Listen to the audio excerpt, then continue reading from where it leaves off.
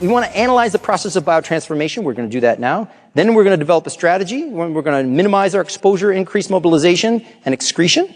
And then we're going to implement a program. So let's look at the detoxification biotransformation.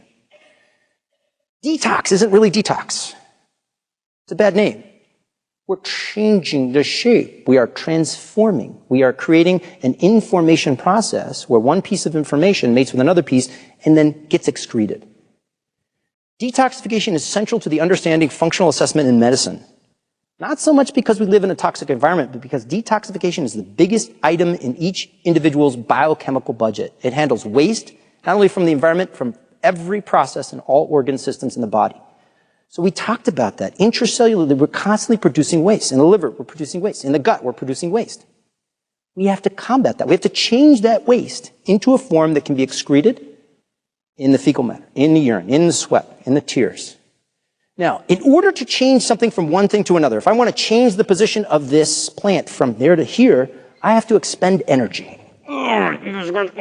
Right? ATP. So if a person is low in energy, are they detoxifying? No. Chronic fatigue? No, it's not happening very well. What is the primary cofactor for every ATP-dependent reaction in the human body? Does anybody know that? Every protein, okay, let's go back. Proteins, enzymes are proteins. Proteins come from opening up DNA, right? Translation, transcription, mold a template, find an exact shape of a protein. Protein. In order to make a protein, that takes ATP. Now, that protein has to have an activity. It has to grab onto a substance and change its shape. And in order to grab onto a substance and change its shape, 300 of the enzymes in our human body need a specific cofactor to be in the exact right shape. If it doesn't have that little cofactor, it can't be in the right shape. What's that cofactor that pulls ATP in to reactions to facilitate them? If it's not stuck in the corner of that protein, it cannot work. It's called magnesium. So many people who have magnesium insufficiencies have energy problems because their enzymes cannot be in the right shape. Cofactors equal right shape. So what you're going to find here in this biotransformation is there are certain things that create the right shape of an enzyme, and there are certain things that create the wrong shape of an enzyme, or they occupy the enzyme. So they either induce it, they make it happen, they make it go, or they inhibit it. Inducing can come from the right genes. Inducing can come from the right cofactors, aka magnesium, for example. Or inhibiting can come from the wrong genes, or it can come from occupying from environmental chemicals, or even food chemicals, like grapefruit juice. We're going to talk about that. So we need energy. It's nutrient dependent. Every time you carry out a reaction and you clear a chemical from the body, you're clearing whatever's bound to that chemical. And what you're going to see is we'll bind glycine, we'll bind taurine, we'll take glutathione, we'll take certain methyl groups, and we'll discard them. So every time we're detoxing, we're exhausting ourselves. We're depleting ourselves. The more chemicals we're exposed to, the more nutrient deficiencies and energy deficiencies we have. You see someone on a nutrient panel is really low in certain B vitamins, certain minerals, certain proteins. That person probably is toxic. You see them low in energy, they're probably toxic. Now, normally, you have certain chemicals that come into the body and they're what's called hydrophilic. They hydrophilic. They love water. They'll stick to water and excrete. Arsenic. Can process within 72 hours. No big deal. And then there's lipophilic compounds. The benzene ring, the petroleum-based, all the plastics, all the benzoapyrene from air pollution, all these things, they do not like water. They will not come out in the bile, they will not come out in the tears, they will not come out in the urine until they are shifted in shape. They have to have a chemical structure that's altered in order for us to excrete it. So we bring that substance in, a chemical interaction occurs, facilitated by what? A protein, an enzyme. This enzyme can accelerate that reaction 400 times. So without the enzyme, it occurs extremely, extremely slowly. With the enzyme, you move things through. And one of the primary enzymes that we use in detoxification is called Cytochrome P450 enzymes. Their primary job is to stick a hydroxyl group onto compounds that are not polar, that can't get out without being changed. And once they do that, then something else will grab onto that now little group that was put on there, that hydroxyl group, and now it can be pulled out of the system. So there's a couple of different steps. We call it phase 1, phase 2 detoxification or biotransformation. Phase 1, make that compound interactive, make it highly reactive. Once it's reactive, grab onto that compound and get it out. Phase 1, phase 2.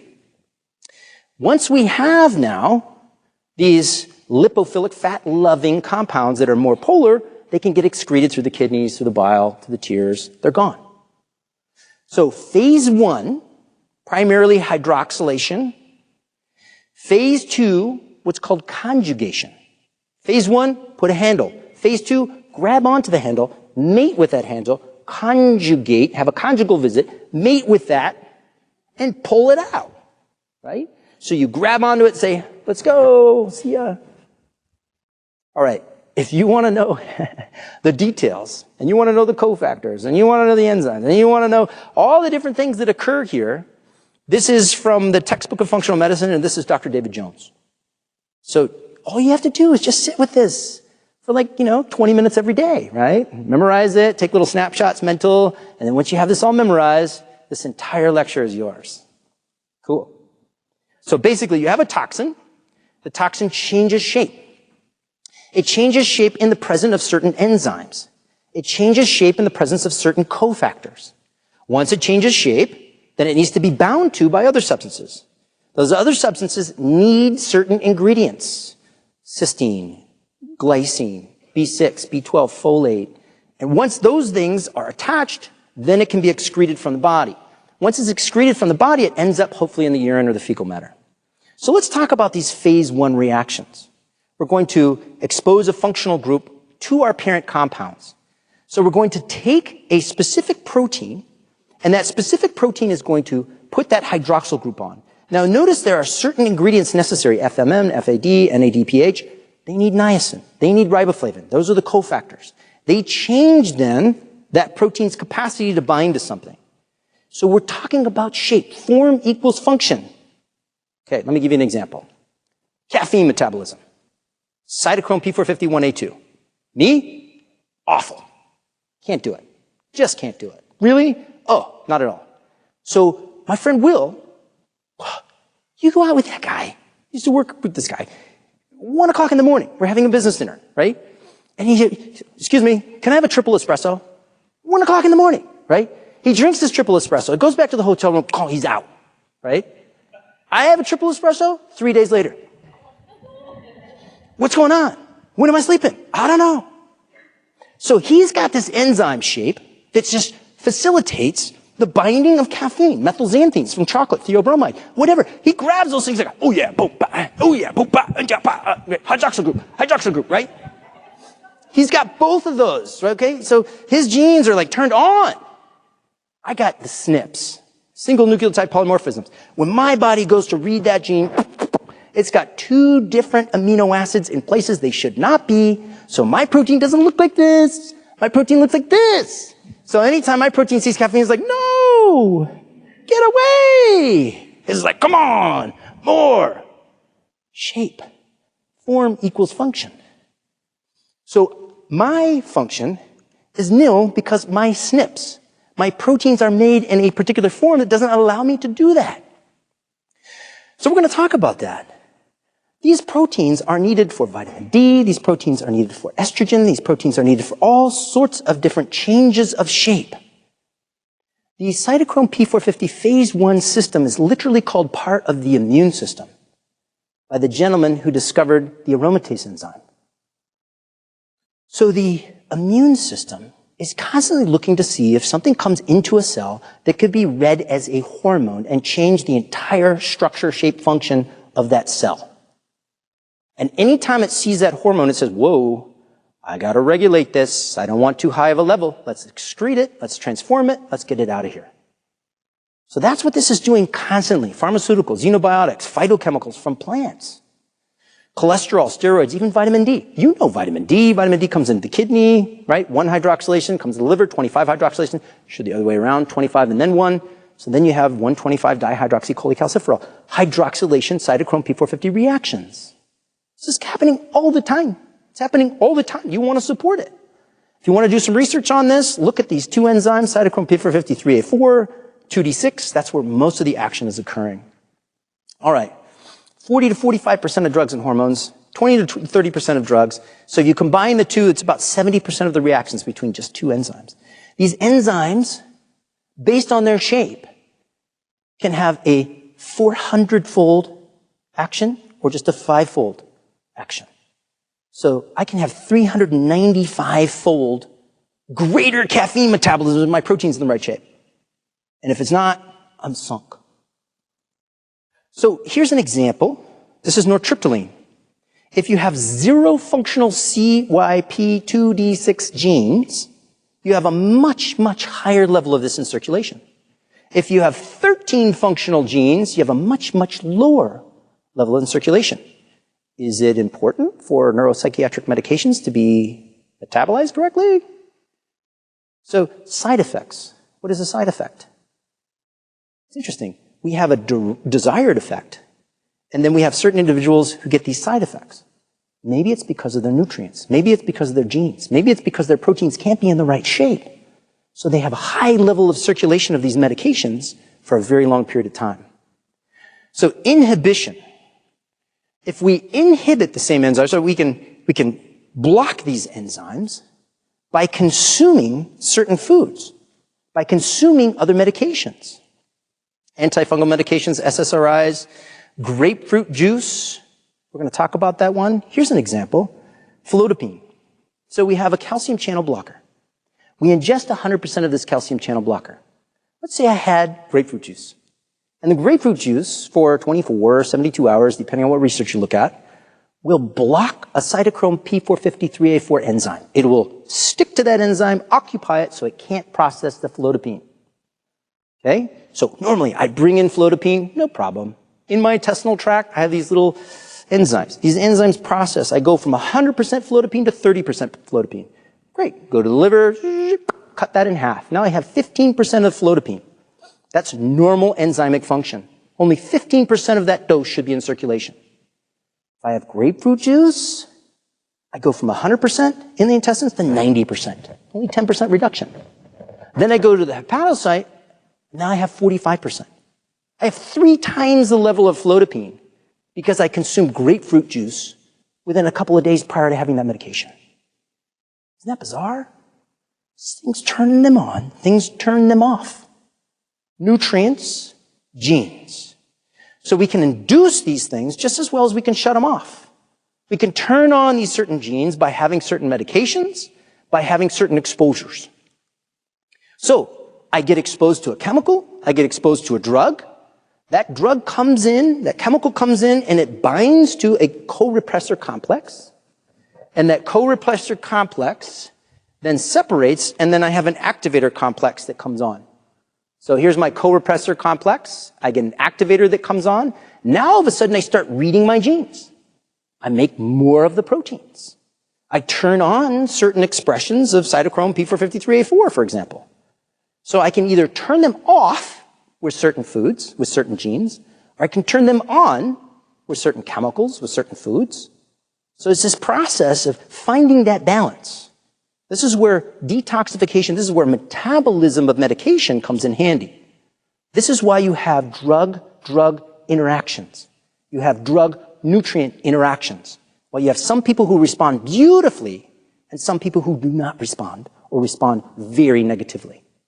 This is why British Medical Journal said medical error could be the 3rd primary cause of death in the United States. If we're giving the wrong medication to the wrong person with the wrong genes and the wrong nutrient status, we can end up with problems. So detoxification isn't just detoxification. So you can see when you increase the activity of CYP3A4, you can reduce the flodipine tremendously. All right, so now this makes sense, right? Parent compound comes in, it's in the wrong shape to get out. I put a handle on it. Now what do? I grab that handle and I pull it out of the body. How do you do that? Through conjugation. Conjugation are these little groups. You take these little groups like glucuronic acid, sulfate, glutathione, methyl groups, acetyl groups. You grab onto something and pull it out. The primary intracellular antioxidant is responsible for a lot of this. You guys know of glutathione? This is that antioxidant I was talking about. This is that antioxidant, that same level as glucose in the cells. So heavy metals, toxicants, pharmaceuticals, carcinogens, you need glutathione. Where do we know this in the medical literature? Paracetamol, Tylenol. Primary cause of liver damage in the United States. Primary cause of liver failure, So liver failure, 150 deaths per year, 119,000 hospital visits because of acetaminophen. Improper dosing, or a person who drinks a lot, doesn't have enough glutathione, and then they can't detoxify. Now, sulfur groups are attached via sulfonyluretransferases. The UDP glucuronyl transferase, glucuronide. So you're putting these little sulfate groups, these little glucuronide groups, no worries. We cover those pretty readily in the human body. But 10% of acetaminophen goes through this particular CYP. It's 2E1. And once you have that, you form this incredibly toxic amine compound. And this amine compound can damage your DNA. It can actually harm the hepatocyte. It can lead to cirrhosis. So if you have too much acetaminophen in a short period of time, you deplete your glutathione, you end up with fulminant liver damage. So this is where 150 deaths are coming from. There's warnings now. You've seen these warnings? Don't double up on cold and flu medication because of the acetaminophen compound. It's the most common ingredient in pharmaceuticals. Did you know that? Acetaminophen. So we need to be conscious of the fact that anytime you're giving that to a person, if that person is deplete of glutathione, based on their genetics, based on they don't have enough amino acids, we have problems. So, usual recommended loading dose. What do you give to a person who has acetaminophen toxicity? NAC, Mucomist, 150 milligrams per kilogram followed in 4 hours by 70 milligrams per kilogram orally, right? So we know that a glutathione precursor, a nutrient, an amino acid, can save people from liver damage, especially if you catch them within 8 hours of the actual toxic dose. So this is New England Journal of Medicine. It's been documented. Glutathione gets depleted, liver gets damaged. Increased glutathione, increased phase 2 detoxification, liver is saved. Once something is active, it has to be bound and then pulled out of the system. Glutathione does that beautifully. It's 3 amino acids: glutamate, cysteine, glycine. Glutamate, cysteine, glycine. Now, where do we come up with amino acid insufficiencies? People who are taking which medication will be amino acid insufficient?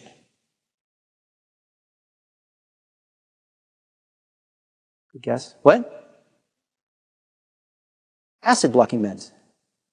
Proton pump inhibitors, omeprazole. So the primary action of gastric acid is to actually activate enzymes so you can cleave peptides and break apart proteins into amino acids. If you change the pH in the stomach from 1.5, 1.7, 1.9, whatever it is, to a 5, you're no longer breaking apart your meats, you're marinating them. It's actually less acidic than table vinegar. So cautious, if you have someone on PPIs for a long period of time, they may not have enough amino acids to structure proteins very well. And according to the FDA, they'll be magnesium deficient if it's been longer than 6 months.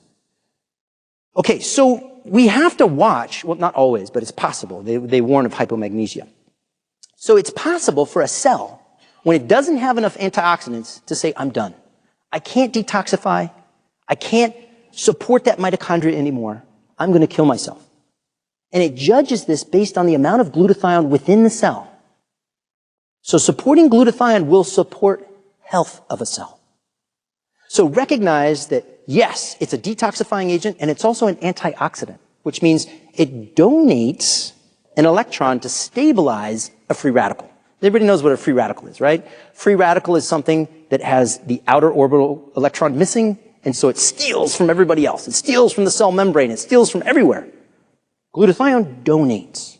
It's like a very wonderful benefactor. He says, borrow my lawnmower, I don't care. You need 20 bucks, have the 20 bucks, I don't care, right?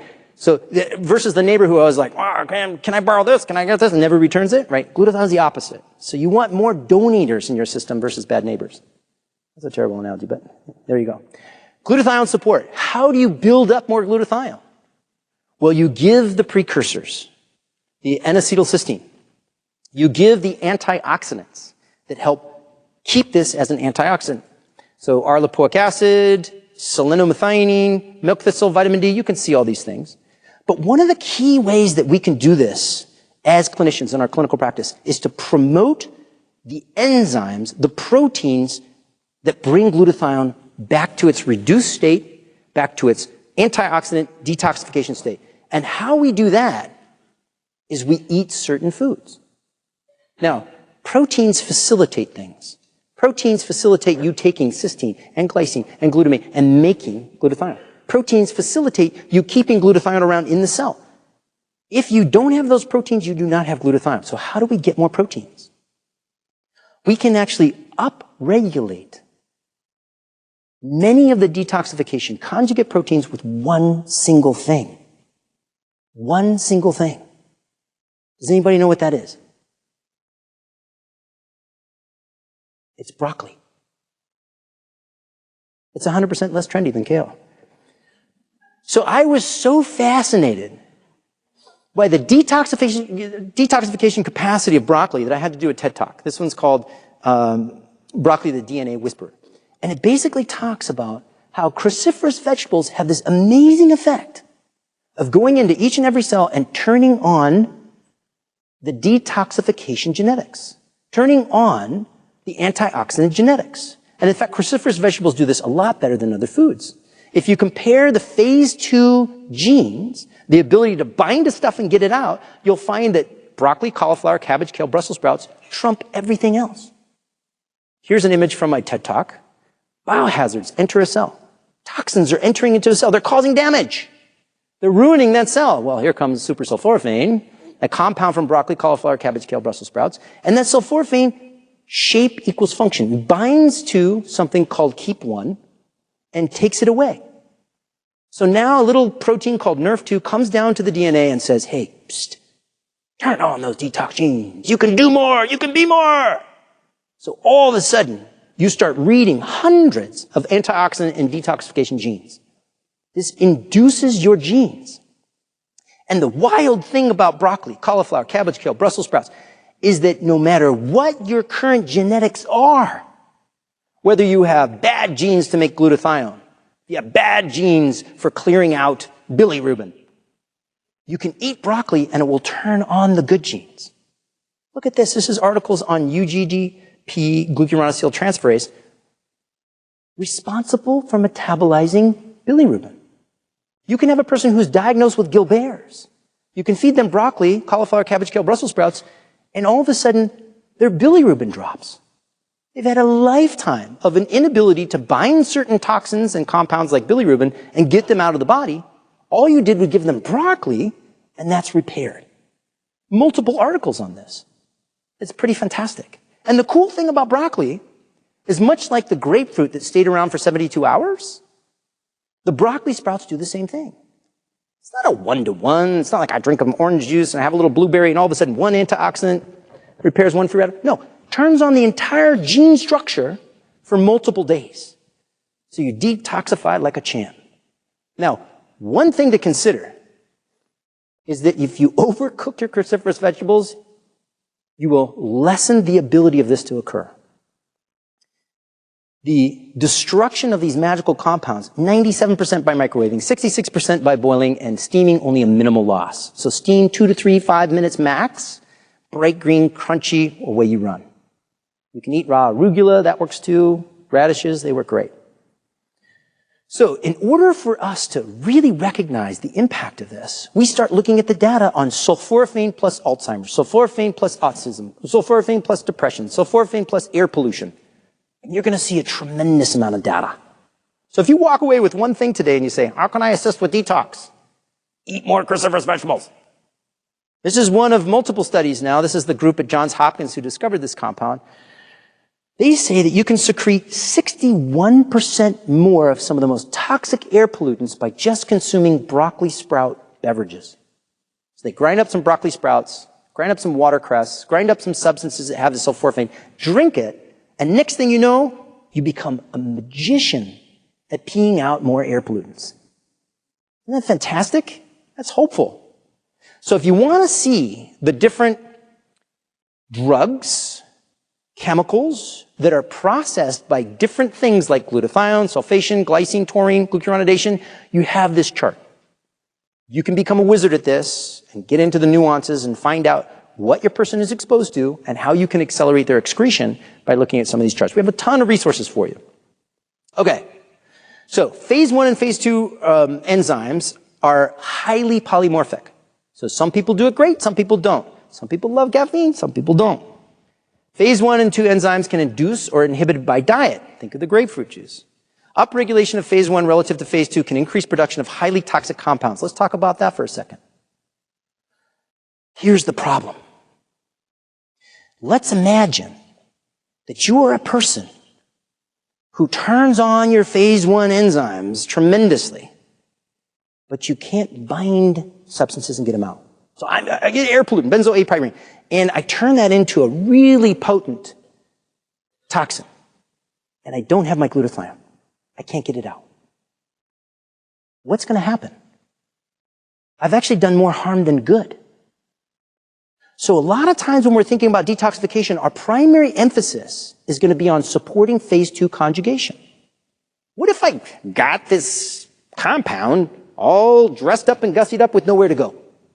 It has no escort to bring it out of the system. It circulates and causes DNA damage, increases cancer risk, increases brain inflammation. So one of the paramount things we need to think about all the time is activate and then excrete. So resulting conjugates are highly polar after phase 2, highly molecular weights are excreted in the bile, right? And then what happens is interesting. Phase 1, activate, put the handle on it. Phase 2, grab it, pull it out. Where does it go? It goes into the bile, oftentimes. It goes into the urine, oftentimes. Well, if it goes into the bile, then what happens? Well, when you squeeze your gallbladder after you eat a protein-rich, fat-rich meal, then the toxins travel up in the common bile duct. They end up in the intestinal tract. The intestinal tract goes down, right? And then you end up in the colon. And once you're in the colon, if you have a lot of soluble fiber and you have beneficial bugs in your colon, cool. In the toilet. Whoosh. See you later, toxins. I'm out. That's great. That's what you want. What happens if you have non-beneficial bugs in the intestinal tract? Let's say, for example, we have estrogen, and you're concerned about breast cancer risk, and you detoxify your estrogen and you excrete it into your bile, right? Excessive estrogen. You excrete it in the bile. It goes in, soluble fiber has it, great. It's bound to something called glucuronide. And you go into the intestinal tract, and all of a sudden it runs into a bunch of troublesome bugs. Guess what? The bugs can produce an enzyme called glucuronidase, ACE, to cleave glucuronide. It cleaves that estrogen. The estrogen is now free, and it gets reabsorbed through the intestinal tract. It's called enterohepatic circulation. So we want to make sure we balance out the gut. The gut is of paramount importance. Did you also know that you can have certain things in the gut, like lactobacilli organisms, that will bind to toxins, eat them, and then you'll poop them out with the dead bugs. So this is Dr. Gregor Reed. I had the privilege of interviewing him. He's going to this place in Africa, Lake Alberta in Africa, South Africa. And he's found that because of all the mining around, there's a ton of mercury toxicity, a ton of arsenic toxicity. And the people who are consuming the fish found in this lake are ending up with huge sores and all sorts of things from the arsenic toxicity. They're ending up with neurological issues, birth defect problems, all sorts of different things from the metal toxicity of the fish. So he says, interesting. I noticed that certain lactobacilli species of bugs will sequester arsenic, will sequester mercury. And so when people are consuming yogurt or fermented millet, when they're exposed to these toxins, their excretion of arsenic can increase by over 70%, and their excretion of mercury can increase by over 30%. By just having probiotics in the intestinal tract when you're exposed to these chemicals. So bugs Intestinal health of paramount importance. Wouldn't that save you a wonderful step? You're exposed to a chemical, a bug grabs it. Oh, there you go. Some people are estimating in this particular article 50% of the detoxification process may be occurring through our microbiome. So make sure that intestinal tract is happy. Listen to Dr. Tom Sult. He knows what he's talking about. So this is a process. This is in your resource materials, nutritional influences of estrogen metabolism. It's a really great way of taking one thing as an example, estrogen, how it passes through phase 1, different cytochrome P450s, how it goes through methylation, how it goes through glucuronidation, sulfation, how it gets excreted in the intestinal tract, and then how the bugs may or may not cleave it, and you have to start the process all over again. One of those forms you can definitely spend time on. So beta-glucuronidase inhibitors. We have certain things that can stop those bugs from doing this job. Carotene, beta-carotene, alpha-carotene, squashes, carrots, silymarin coming from milk thistle, licorice, probiotics, calcium D-glucurate. So you have on the left thing, the green, I have my pointer here. The green will tell you certain things that will turn on glucuronidation, and the red will tell you things that will inhibit the glucuronidase. So this is how you optimize the estrogen metabolism, for example, in that chart.